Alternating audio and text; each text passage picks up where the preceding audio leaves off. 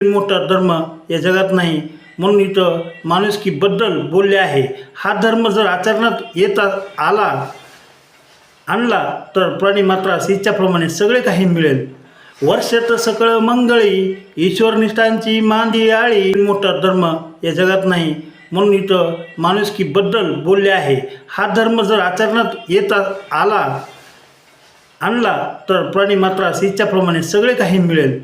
वर्षात सकळ मंगळी ईश्वरनिष्ठांची मांदी आळी. अनवरत भूमंडळी भेटता तू भूता.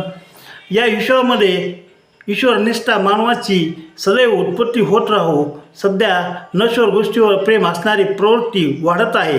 धनसंपत्तीला सुख मानणारे व मानव नको तर आत्म्यास चिरंतर सुख मानणारे मानव असावे असे माऊली ईश्वराकडे मागणी मागतात. चला कल्पतरूचे आरोहो चेतना चिंतामणीचे गावे. बोलते जे अरण्य पिशूच. ईश्वरनिष्ठ मानव म्हणजे संत कल्पतरूचे उड्डाण आहेत.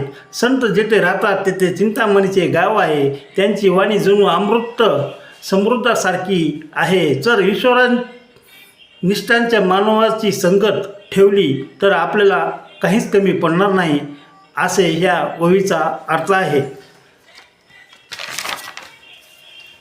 चंद्रमे आलछन मार्तंड जे तपहीन.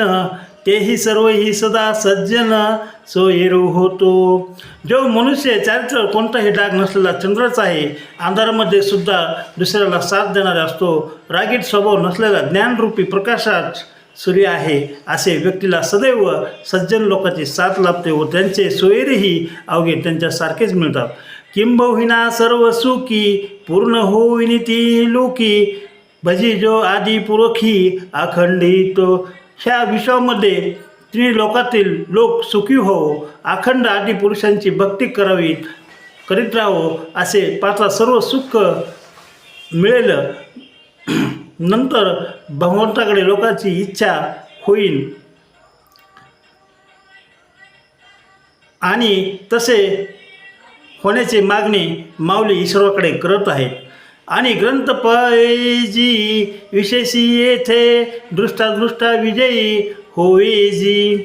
आध्यात्मिक भगवंताने जे आधी वेद आणि ग्रंथाची निर्मिती केली आहे, या ग्रंथाचा अभ्यास हेच मानवाचं जीवनाचे ध्येय होवे. त्याच ग्रंथामध्ये दिलेल्या मार्गदर्शनावर आयुष्य व्यतीत करावे. ग्रंथांना गुरु माना, आपले जीवन सुखकार करा. यदा धमने श्री विश्वराव हो